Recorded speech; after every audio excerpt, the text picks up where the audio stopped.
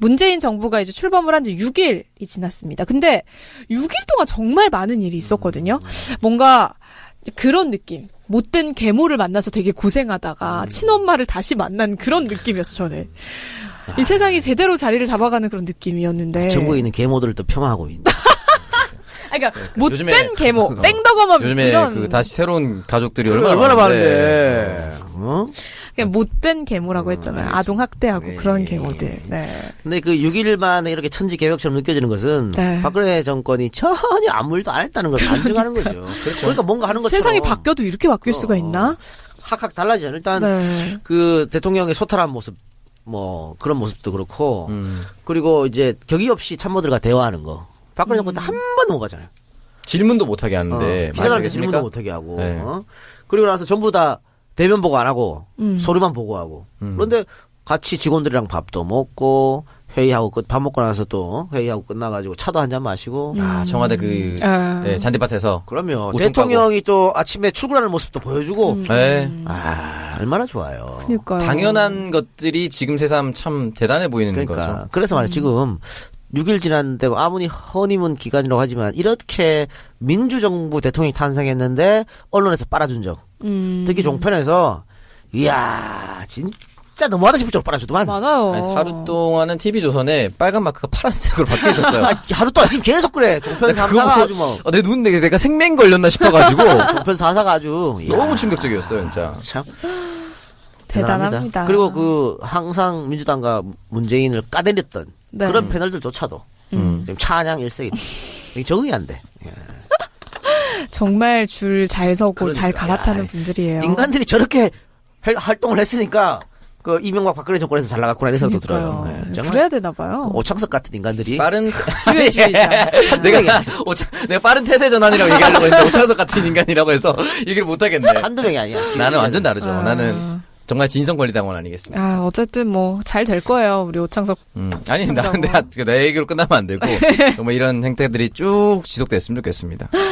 네, 그래서 이제 가장 먼저 얘기를 나눠볼 게 국정교과서 폐지. 이거에 몇 년 동안 국민들이 그렇게 요구를 해도 안 되던 게 문재인 대통령이 지시 하나 한 번 하니까 딱 바로 해결이 되네요. 요거는 원래 그래요. 아, 그래요? 왜냐하면 다른 거는 이제 뭐 법률을 바꾸거나 이거 대통령 영입니까? 국회에서 의결을 해야 되잖아. 네. 근데 이건 대통령 지시하면 바로 바꿔야 돼. 지들끼리 했던 거거든 이거 교육부에서. 그렇기 때문에 야 바꿔 하면 바꿀 수밖에 없는 노릇인데 이게 국정교과서 폐지가 적폐청산의 시동을 거는 거죠. 그렇죠. 딱 보이는 건데 사실 국정교과서는 뭐 저희가 많이 언급했습니다. 있을 수도 없고 있어서도 안 되고 이 새끼들은 맨날 북한 욕하다니 북한을 따라가고 있어. 북한에서 하는 행동 아니에요? 그렇죠. 국정교과서 이런 걸 하면서 시계를 거꾸로 돌렸는데 지금 제대로 맞춰졌다. 사실은 박근혜가 국정교과서를 하려고 했던 것은 2017년부터 시작. 그러니까 이번 연도부터 시작 아니야. 네. 그 지들 아버지가 1917년생이거든. 100주년 기념. 100주년 기념으로 어떤 재단에다가 선물을 바치려고 하는 작태였는데 네 마음대로 안 됐다. 꽃이다. 이런 말씀을 드립니다. 그 우상호 원내대표가 이거를 한 번에 다 폐지하는 건 너무한 일이다. 한 권 정도는 박근혜 대통령이 기증을 하고 그래서 저 나머지를 제목, 폐기해야 한다. 제목 보고 우상호 또 이렇게 생각했거든. 아, 근데 좋았어요. 오랜만에 약간 멋있습니다. 노회찬 스타일로 얘기했어요. 정치인들이 요즘 우리나라 정치는 위트가 너무 없거든. 이런 거 좋잖아. 맞아요. 그럼요. 좋아요. 이런 거 자주 해주세요. 노회찬 의원이 예전에 그렇게 했잖아요. 박정희 동상 광화문에 세운 거. 조건부 동의한다. 지하 100m에 설치하는 거. 그런 거. 그런 멘트잖아요, 약간. 그럼 뭐 이런 거 있지. 네. 박정희 동상 강화문에 세우는 거 좋다. 바로 앞에 김재기 동상을 세우고. 아니, 너무한 거야. 뭐 어때? 아주 나란히 이렇게 아니, 완전 매개네. 마주보고. 괜찮지. 아유, 그러네. 그게 진짜 천지개벽할 동상이긴 하네요. 네. 뭐 그런 거. 네. 이런 네. 위트나 이런 게 필요하다. 그렇습니다. 그래서 이제 어쨌든 역사교과서 검정체제 전환을 지시를 하면서 교육부가 수정고시안을 준비를 해서 수정 절차에 들어가겠다라고 입장을 밝혔다고 합니다. 참 잘 된 일입니다. 네. 그래서 이제 지난 9일에 홈페이지에 게재했던 국정 역사교과서 관련 내용을 다 삭제를 했다 그러고요, 교육부에서. 그냥 돈만 쓸데없는 돈만 쳤어가지고. 그러니까 여기도 돈이 좀 들어갔지. 어마어마하게 들어갔을 거 아니에요, 세금이. 그래서는 여기에 부역했던 부역자들 분명히 있잖아요. 부역자들도 좀 뭔가 지필진들 이름 돌고 있어요, 지금. 지필진도 마찬가지고요. 교육부에서 이거를 주도적으로 했던 애들이 있어요. 네. 그 사람들한테 는 책임 어느 정도 책임을 좀 물어야 되지 않을까 그런 생각이 듭니다. 그렇습니다. 왜냐면 우리가 무슨 범죄를 저지르잖아요. 지시하는 사람도 처벌받지만 이해하는 사람도 처벌받아요. 그러니까 나는 그냥 여기서 시키는 대로 했어요. 라고 해서 변명거리가 안 돼. 그러면 약간 이 공무원들이 부당한 지시를 받았을 때 그거 거부할 해야지. 수 있는 그런 게 조금 잘 정착이 되는데 좀 쉽지 않잖아요, 우리나라에서. 네. 아니 그래서 공무원 하는 거예요. 아니 그 공무원 월급 누가 줍니까? 아, 국민 주는 거 국민이 아니에요? 주는데. 그런데 정권 눈치 보면 어떻게 근데 공무원 하면 안 되지. 노라고 할 수 있어야지. 그렇습니다. 그렇게 되길 바랍니다. 네. 그래서 난 공무원 안 해. 노라고 못 하거든요. 아니, 그 공무원은 노라고 못하는 사람들이 많으니까. 아 그래서 영혼 없는 집단이라고 부르잖아요. 네. 근데 그거를 영혼 없는 집단이라고 그냥 그렇게 생각하면 어떻게 스스로 부끄러워할 줄 알아야지. 그렇게 사람들이 우리한테 그렇게 부른다는 걸 자체를. 그렇습니다. 그리고 이제 이번 주죠. 5.18 광주 민주화운동 37주년 기념식이 개최가 되는데, 이번 기념식에서 이제 임을 위한 행진곡을 제창을 하게 된다고요. 일단 그 박순춘 보훈처장이 나가리 됐지 않습니까? 네. 아니, 사표. 네. 네, 사표 박수를 수리가 보내. 됐죠. 아, 요거는 정말 알터니가 빠지는 와. 이 양반 말이죠. 이명박 정부 때에서 가장 오랫동안 안보다 기관자에 있었어. 박근혜 정부까지. 네. 그래서 이명박 박근혜 정권의 수호천사 같은. 하라는 보호를 하지 않고 말이지. 응? 보복하고 있었다, 약간. 그렇죠. 이명박 박근혜한테 중상하고 자빠졌으니까. 아주 잘, 나가리 됐는데, 사표, 아웃시켜버려야 되는데, 그냥. 어쨌든 뭐 사표 썼으니까. 이 보훈처라는 거에 대한 의미 좀 다시 새겨봐야 될 것 같아요. 이거 수구 꼴통 세력들의 비호 집단이 되어가지고 보훈처 자체가 이 의미를 다시 새겨야 되는 것 같아요. 보훈이라는 게, 우리나라를 지키고 이런 사람들을 위해서 뭔가 하는 게 보훈 순국선열, 아니야? 네. 그러니까 호국영령. 그러니까 일제 핍박에 와서 싸웠던 독립운동가들도 마찬가지고요. 6.25 동란 때 싸웠던 또 우리 군인들도 마찬가지고 네. 또 반민주화 폭거에 와서 싸웠던 5.18나 뭐 4.19나 네. 이런 분들도 마찬가지 다 보훈의 대상이에요. 그런데 그걸 편을 딱 갈라가지고 4.19나 5.18은 뭐가 해도 안 되고 이 다운시를 보훈처장이 했으니까 보훈처장 자격이 전혀 없는 것이지. 그렇습니다. 이번 5.18 광주 민주화 운동 37주년 기념식 좀 기대가 되고요. 그리고 이게 합창 참 진짜 얘네들 보면 하기야 뭐 블랙리스트 만들어 놓고 지원 안 하고 밥줄 끊는 것도 엄청나게 진짜 유치한 짓 맞아요. 아니에요? 네. 근데 이것도 야 합창하고 재창하고 뭐 그래 차이 난다고 재창을 못하게 그렇게 난리를 치고 이거 한번 그 죽는 줄 알아요. 참 진짜 아니 솔직한 말로 우리 안 가밖에 거리다니는 시민 무작위로 한 20명 붙잡아갖고 합창과 재창의 차이점을 설명해 주세요 하면 태반이 못합니다. 그 이게 뭐 그렇게 중요하다 그 난리를 쳐가지고 재창을 못하게 하고 말이야. 또라이 같은 것들.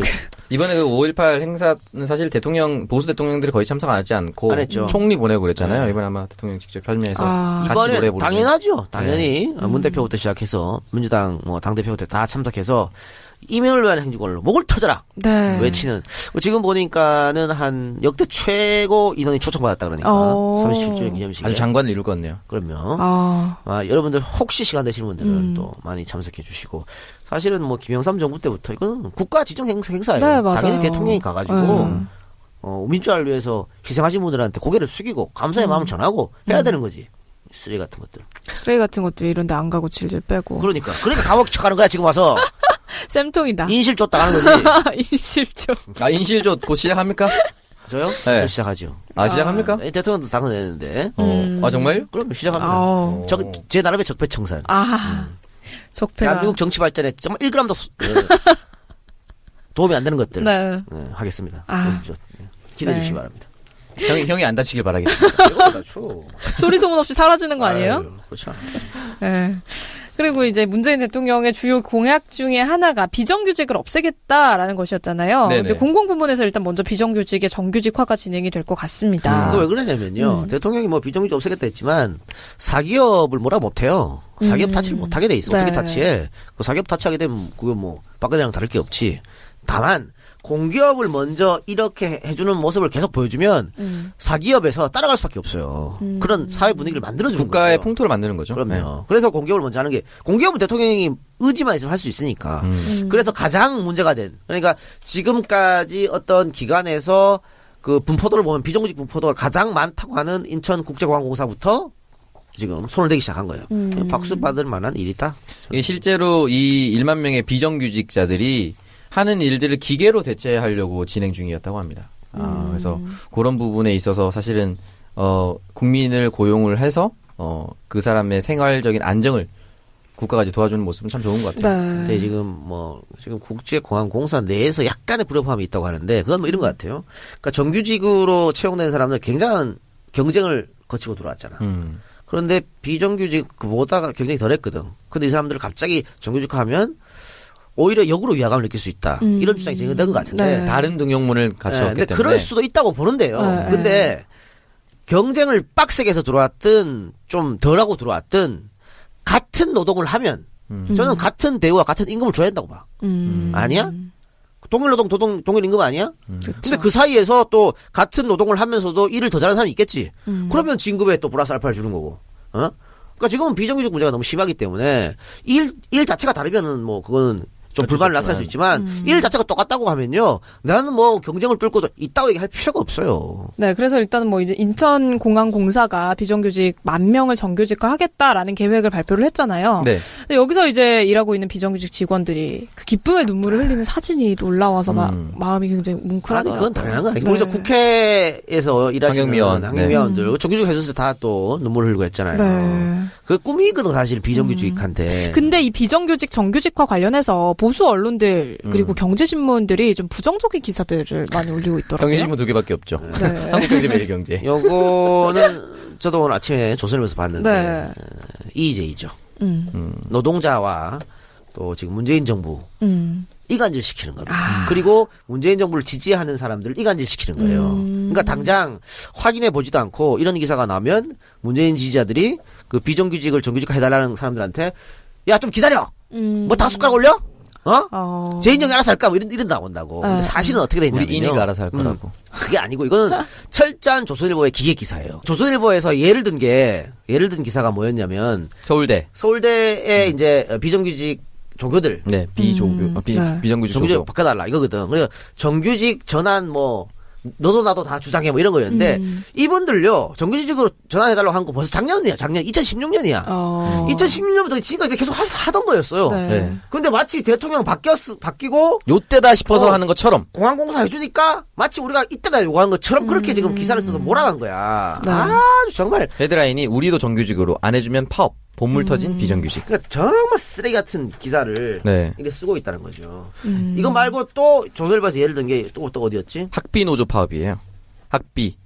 그러니까 학교에서 일하시는 네. 비정규직 비정규직인데 전체. 네. 이것도 늘 하던 분들이야. 이게 2012년, 2014년에도 있었다고 합니다. 그런데 그걸 마치 지금 하는 것처럼 이렇게 쓰면 안 되는 겁니다. 그러네요. 그리고 지금 민주노총 총파업에 관해서도 여러 가지 말이 있어. 근데 민주노총 총파업도 작년에 예정돼 있었던 거예요. 작년에 예정돼 있었는데 뭐 마치 대통령 바뀌어가지고 그렇게 하는 것처럼 그렇게 진실을 호도하면 안 됩니다. 우리는 이런 언론사들의 어떤 EJ에 넘어가면 안 돼요. 네. 그렇습니다. 그래서 일단은 이 비정규직 같은 경우는 비정규직의 서름을 느껴보지 못한 사람들은 진짜 그 마음을 모르거든요. 모르죠. 우리 두 사람 다 비정규직. 네, 너무 서러운데 저는 뭐 프리랜서이기 때문에 어떻게 뭐 정규직이 될 그런 뭐 희망은 없죠. 잘 모르겠지만. 정규직 원하지 않잖아요. 네, 아닙니다. 원해요. 희망이 있어요? 아니, 그러니까 원하긴 하지만 희망은 없다. 원하시면 희망은 없다. 네. 근데 일단 뭐 비정규직 아니 지금 다시 도전해봐요. 그렇지 않아요. 나이가 안 되는군요. 저는 이때 한번 기록에서 최고령 현실을 직시해서 최고령 여자 아나운서 당선 합격. 현실을 직시해서 약간 취집하는 쪽으로 한번. 네. 그건 가능성이 있죠. 노력 많이 아니 하시니까. 그 마지막에 그 문재인 대통령 만드는데 숟가락 얹었는데 또 혹시 알아요? 뭐 숟가락 올렸어요? 네? 제가 뭐 숟가락 어떻게 올렸어. 뭐 하나 그런 거 바라고 한 일 아니에요. 그렇군요. 네. 나 또 이거 또 취집한다 그래가지고 욕 먹는 거 아닌가 봐. 사람들이 다 진담인지 알죠. 미쳤어? 혹시 그런 경우 있나요? 30살의 그 신입 아나운서로. KBS에 31살에 들어간 경우가 이각경 있어요. 아나운서라고. 그럼 있네. 아니 근데 뭐 저는 딱히 이렇게 정규직 아나운서 왜냐면 이제 지금 받는 것보다 한 아니야, 10분의 1로 받아야 되니까. 지금도 많이 월급을. 벌는데 짜증 나겠죠, 본인 입장에서. 아닙니다. 그렇지 않습니다. 어쨌든. 그래서 우리 지금 비정규직, 그리고 사실 정규직하고 같은 일을 하면서 내가 비정규직이라 차별을 받으면 그건 정말 너무너무 서러운 건데, 이렇게 또 정규직화가 된다면 또 회사에 더 애정을 갖고 열심히 할 수 있지 않을까 싶습니다. 그래요. 네. 또 조선일보 진짜 조선일보 지금 타이틀을 지금 내가 보고 있는데 네. 우리도 정규직으로 안 해주면 파업. 어머. 법물 터진 비정규직. 야 이렇게 기사를 어떻게 쓰냐고. 아까 두 가지 예를 들어 한 개만 얘가 하나에 조선일보에서 얻은 게 어디냐면 우정사업본부거든요. 예. 근데 이 우체부들 있잖아. 택배기사 뭐 이런 분들 이런 분들 비정규직 정규직으로 전환하라는 얘기는 이명박 박근혜 정권 내내 있었어. 왜 이걸 지금 씨발 대통령이 바뀌니까 갖고 온 것처럼 얘기를 하고 지랄이야. 그러네요. 나 정말 이거 언론에 탈을 쓴 쓰레기들 진짜. 그것도 있었다. MBN에서 커피. 나 진짜. 그거는 뭐 MBN의 잘못보다는 김주아의 잘못이죠. 그렇죠. 왜냐하면 앵커 클로징 멘트는 앵커 책임이에요. 다른 사람이 타치를 못해. 앵커 책임이긴 하건데 너무 우리가 김주아에 대한 많은 걸 기대하고 있지 않나라는 생각을 하고 있어요. 기대? 아무도 안 했어요. 그러니까 그간에 우리가 실망하는 MBC에서의 이유가 그런 MBC의 그것들이 기대감이 있었기 때문에 손석희 옆에 있으면 다 손석희급의 내공을 가지고 있다고 착각을 하면 안 된다고 생각해요. 그렇지 네. 않아요. 예. 네. 근데 앵커하고 아나운서하고 다른 점이 바로 그런 점이거든요. 그럼요. 그런데 뭐 클로징 멘트를 그따위로 했으니까 전적으로 책임은 본인이 져야 되는 거지. 그러네요. 어쨌든. 본인이 온 그 일회용 썼던 사진이 다 올라가지고 뭔 생각으로 명품 백 메고 있는 사진까지 막 올라오고 아우 민망해. 무슨 생각으로 그렇게 했는지 모르겠어. 그러니까요. 왜 그런 걸 쓸데없이 잡아가지고 그러나. 그 명품 백 보면서 좀 부러웠죠. 네. 저거 내가 갖고 싶었던 건데 이러면서.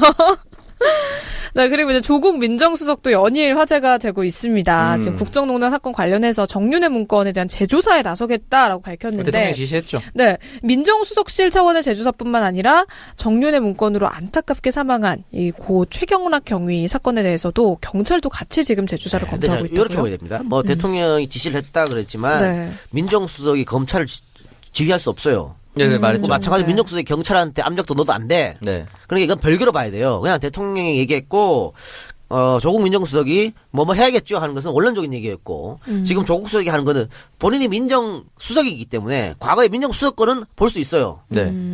그러니까 수사권은 없지만 감찰권이 있기 때문에 볼 수 있어. 그리고 네. 경찰은 별개야. 네. 경찰은 뭐 정부에서 대통령이 하라고 해서 하는 게 아니고 경찰은 그 자살했던 최경희 있죠. 네. 최경희의 형이 신영이. 그 전부터 계속해서 이건 문제 있는 사건이기 때문에 재조사해달라. 경찰이 진정을 했고 그 진정을 이번에 경찰이 받아들여서 재조사하는 겁니다. 그러니까 청와대하고는 아무 상관이 없는 거예요. 그동안 해달라고 했는데 안 해줬다면서요. 그러니까 물론 경찰에서 정권이 바뀌었으니까 알아서 기는 게 있겠지. 그러나 청와대 지시는 아니다. 조국 지시는 아니다. 이거는 확실해줘야 됩니다. 그리고 분명히 최경락 경위 사망 사건은 문제가 있어요. 최경희가 유서에 쓴 내용도 그렇고 또 한 명 등장하는 그 하늘경인가요? 계시죠? 네. 하늘경이 그분이 폭로한 것도 민정수석실에서 회유와 협박이 있었다는 거거든. 그러면 다시 수사를 해야 되는 거지. 네, 당연히. 그렇습니다. 그래서 이제 이게 뭐 십상시라고 해서 문고리 3인방에서 뭐 정윤회라는 인물이 사실상 비선 실세로 국정 운영에 개입했다 이런 보도에 대해서 뭐 더 많은 사람들이 참 피를 본 그런 사건인데. 근데 이게 중요한 게 뭐냐면요. 네. 여기 또 저 숨겨진 또 이면이 있어요. 어떤 그러니까. 거요? 오늘 검찰에서 검찰 공식 입장은 아니고 그 당시 정윤회 문건을 수사했던 수사팀에서 보도자를 냈습니다. 네. 오늘 우린 최선을 다했다지. 최선을 다했다고 뭐 최순실의 이름도 당시에는 뭐 한 두 문장밖에 없었고 뭐 그래서 못 밝혔다라고 하는데 네. 당시 대통령이 분명히 가이드라인을 내렸어요. 가이드라인은 어떻게 내냐면 이거 그 문건 유출은 국정농단, 찌라시는 사실무근 이렇게 가이드라인을 내렸고 바로 검찰이 대통령의 가이드라인처럼 결론을 냈죠. 문건은 찌라시, 유출은 국기문란. 똑같이 갔잖아. 그러면 조국 민정수석이 이렇게 수사를 해가지고 검찰에도 잘못이 있다는 게 어느 정도 혐의가 드러나잖아. 네. 또 경찰이 수사를 했는데 민정수석실에서 개입한 게 드러나잖아. 네. 그러면 검찰 개혁에 이제 신호탄이 되는 겁니다. 아. 그러니까 조국 민정수석을 안 쳤다는 검찰 개혁하겠다는 거거든. 그런데 봐라, 국민 여러분, 검찰이 이렇게 문제가 많아요. 라는 걸 보여주면서 검찰을 개혁할 수 있는 발판을 마련해 주는 거예요. 또 경찰은 그럼 왜 이렇게 움직이냐? 지금 검찰 개혁의 그 중요한 게 여러 가지가 있어요. 수사권 때문에? 그렇죠. 여러 가지가 있는데 공수처도 있고 또 중요한 게 하나 바로 방금 얘기한 수사권이잖아요. 네. 경찰은 검찰의 문제점을 집요하게 파고들어줘야 돼. 그래야 경찰이 수사권을 갖고 올 수 있어. 요게 지금 묘하게 맞물렸다. 아. 이렇게 판단하면 되겠죠. 굉장히 그러네요. 열심히 할 수밖에 없는. 빙고. 실제로 대선 전에 제 친구, 그 경찰 친구들하고 이제 통화를 해보면, 네. 그 문재인 후보한테, 당시 후보한테 문자 보내는 거 있잖아요, 국민을. 그래서 경찰 조직 내에서 돌았대요. 수사권, 기소권 분리하는 거. 아, 그래요? 대국민 문자 보내자고. 경찰들 서로 이렇게 문자 돌리고 했었대요. 근데 사실 뭐 경찰이 수건이죠. 그런데 재헌의회 이후로 못했으니까 지금 몇 년입니까? 한 60년, 70년 동안 못한 거야. 근데 못한 것을 경찰도 반성할 부분이 있다. 국민들이 그러잖아. 야, 경찰 수사권 갖고 가면 경찰도 못 믿는데 이런 거 아니야. 근데 처음에 재헌의회에서 이것을 검찰한테 주면서 검찰한테 모든 권력을 주면서 나중에는 좀 어떤 시간이 지나면 경찰이 다시 돌려준다 이런 의미였어. 근데 왜 맨 처음에 검찰한테 다 몰빵을 시켰냐면 대한민국 경찰이 다 일본 일제 친일했던 경찰 출신이기 때문에 그래요. 못 믿은 거야. 네. 그때 이승만 대통령 때 무슨 뭐 경무관이 또 난리치고 이런 것도 있었다면서요. 고전이죠. 이거를 검찰한테 몰빵한 거는. 그래서 이제 시간이 그렇게 지났기 때문에 경찰한테 돌려주는 게 맞아요. 맞는데 그러면 경찰 조직도 이번에 뭐 박근혜 이 국정농단 사태 때도 경찰은 관여 안 했나? 관여했지? 이런 문제에 대해 자유로울 수 없다. 저는 그런 생각이에요. 그렇습니다. 그리고 이제 뭐 세월호 진상규명 관련해서도 이제 박근혜 정부에서 세월호 특조위 활동을 방해한 것이 아니냐라는 의혹에 대해 조사가 필요하다라는 입장인 것 같은데 이와 관련해서는 뭐 해수부에 대한 조사를 진행을 하면 금방 밝혀질 수 있을 것 같다라고 얘기를 하고요. 오늘 문재인 대통령이 네. 세월호 참사로 숨진 이 기간제 교사에 대해서 순직을 인정하는 절차를 뭐 처리를 해라라고 네. 지시를 내렸는데 저는 이 기사 보고 진짜 좀 눈물 날 뻔했거든요. 이 부분도 저희가 많이 언급해 드렸는데 네. 규정이 안 맞다고 계속 거부한 거잖아. 네. 대통령 한마디 할 거를 음. 아주 짜증 난다니까 이런 거 보면 모든 국민들의 어떤 그 감정하고 이게 상통하지 않고 잘 되면은 충분히 그냥 부처에서 알아서 할 수 있지. 꼭 맞아요. 대통령이 지시를 해야 말이야. 아이 짜증나게. 그렇습니다. 그래서 일단은 뭐 스승의 날을 맞이해서 이 가족들이 카네이션 대신 너무 큰 선물을 받았다라고 김초원과 이지혜 교사 유가족들이 소식을 듣고 또 오열을 했다고 합니다. 실제 대통령이 통화를 하셨다고 하죠, 유가족과. 네.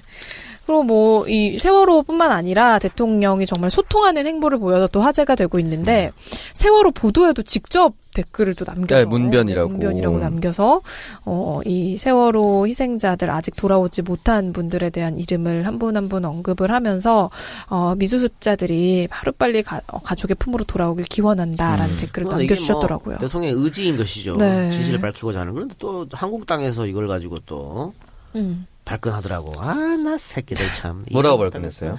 뭐 이거 세월호 다시 수사하고 뭐 이런 것들 정치 보복 아니냐 맞아요. 그런 식으로 얘기하는 아니 근데 아직까지 뭐 정확한 원인 규명이 안 된 거에 대해서 다시 조사를 하는 게 당연한 거 아니에요? 세월호를 조사하는 게 어떻게 정치 보복이 될 수가 있는 그러니까 자유한국당이 반대한다는 건 지금 문재인 대통령이 아주 일을 잘한다는 거야. 꼭 해야 된다. 생기는 것이 있고 발각될 것이 있다. 숨기는 놈이 범인이지 뭐. 헤드라인 중에 그런 것도 있었어요. 세월호 조사 다시 한다는 거는 민주당이 한 20년 장기 집권을 하겠다는 의지. 무슨 맥락인지 모르겠는데 그렇게 얘기를 했더라고요. 그렇게 되면 20년 장기 집권할 뭐가 있나 보지. 그렇겠죠 아마. 잘 맞추네. 10년 난 20년 받고 10년 더 30년 합시다. 괜찮네요.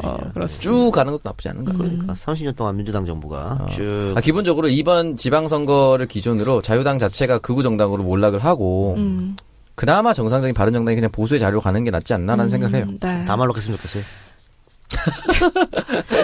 아니 근데 그 문재인 대통령 네. 일단 뭐 굉장히 이렇게 소통 행보하는 건 좋은데 경호를 그래도 좀 이렇게 해야 되지 않나요? 대통령 좀 이상한 애들 막 가가지고 막 이상한 데 그 한 번 잡혔죠. 20대가 그 뭐 테러하겠다 이렇게 해서. 그리고 그 거기서 새끼는 뭐 그냥 한 거고 그냥 인터넷에서 깝친 거고. 근데 경호 문제는 경호를 좀 낮게 해달라. 네, 그러니까요. 수위를 좀 낮게 낮춰라. 해달라. 이렇게 저는 그거 좀 불안해 김정수 보여서. 여사도 요구했고 문 대통령도 요구한 것 같은데 좀 불안하죠. 불안한. 이상한 사람 너무 많아가지고. 근데 뭐 근접 경호하시는 분들이 뭐 그 부분은 알아서 하겠죠. 예. 그 누리가 좋아하는 또 잘생긴 경호원이 알아서 할 거야. 아우 그분 너무 잘해줄 거야. 잘생기셨더라고요. 실물 봤는데 잘생겼더라고요. 어떻게 봤어요? 저 그때 광주에 그 정책 전달할 때 기회주의자 처신. 어디나 나타나는 기회죠. 저를 경호해주면서 대통령까지 같이. 저는 그분하고 꽤 오랜 시간 이야기를 진짜요? 일방적으로 나만 얘기했지. 대답을 안 하더라고. 아, 경호는 원래 이렇게 말하면 안 되나? 대답을 안 해. 아니 같이 있는 사람과 저는 대화했는데. 그래요? 아니, 박지훈하고 나하고 계속, 박지훈 변호사. 잘생기셨네요. 대답 안 할 만하네요. 근데 그때 우리가 또 우주복 같은 거 입고 있었잖아.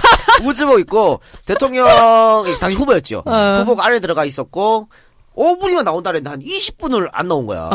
그래서 계속 경호하고 우리가 계속 얘기했어. 잘생기셨네요. 잘생기셨네요. 이러고. 여자들 얘기 많겠어요. 막 이러고 심심하니까. 근데 그냥 대답은 안 하시고 미소만. 근데 잘생겼다기 좋아하더라고. 웃기만 하더라고. 결혼하실 때? 안 물어봤네. 물어보지. 그냥 뭐 잘생겼어요. 뭐 힘드시겠어요. 뭐 이런 것만 계속 물어봤지. 궁금하네. 그게 뭐 그런 얘기 한두 번 들었겠습니까? 많이 들으셨겠죠. 맞아요. 네. 이제 뭐 일단 어쨌든 경호는 좀 확실하게 그거는 좀 확실하게 해야 되지 해야죠. 않을까 네. 싶습니다. 국군 최고 대통령이 통수권자인데. 네. 다치지 않아야 우리나라를 잘 이끌어 나갈 수 있기 때문에. 근데 우리가 하는 생각보다요. 네. 굉장히 경호는 삼엄하고 철저하게 합니다. 예를 들어 뭐 오늘 대통령이 어디 가신다 그러면 네. 벌써 뭐 전날 벌써 다 뒤지고 다 이미 해요. 이미 그 동선에는 다 보고 있다고 생각하면 돼요. 네, 어쨌든 무사히. 네. 새 정부가 들어서자마자 이제 북한이 다시 탄도미사일 시험 발사에 나섰습니다. 쐈죠. 사실 근데 지금 우리 정부가 남북 대화를 해보려는 그런 정부인데 왜 이런 도발을 했을까요, 이 사람들이? 얘들 원래 그러잖아. 나 얘들 때문에 쳐버리겠어 진짜. 뭐 딱히 많은 이유를 가지고 하진 않겠지만 어쨌든 나의 존재감을 과시하는 도움이 안 돼, 인간들이. 그런가요? 존재감을 알리는 그런 행동이라고 볼 수 있죠. 그럴 가능성도 있고요. 문재인 정부를 한 도발, 떠보는. 네. 우리가 이렇게 하면 어떻게 나오지? 뭐 이런 계산도 있었을 거고. 저는 사실은 우리보다 지금 더 심각한 게 생각하는 게 아마 중국입니다. 중국이 말이죠, 지금. 중국에서 1대1로 국제협력 정상회담을 열고 있어요. 네. 여기 우리 박병석 의원이 또 단장으로 갔죠? 갔잖아. 네. 그리고 여기에 러시아의 소련에 소련 정말 아재 얼마만에 듣는 소련인가요? 프루시초프 같으니까 CCCP 알아? 소련의 뭐요?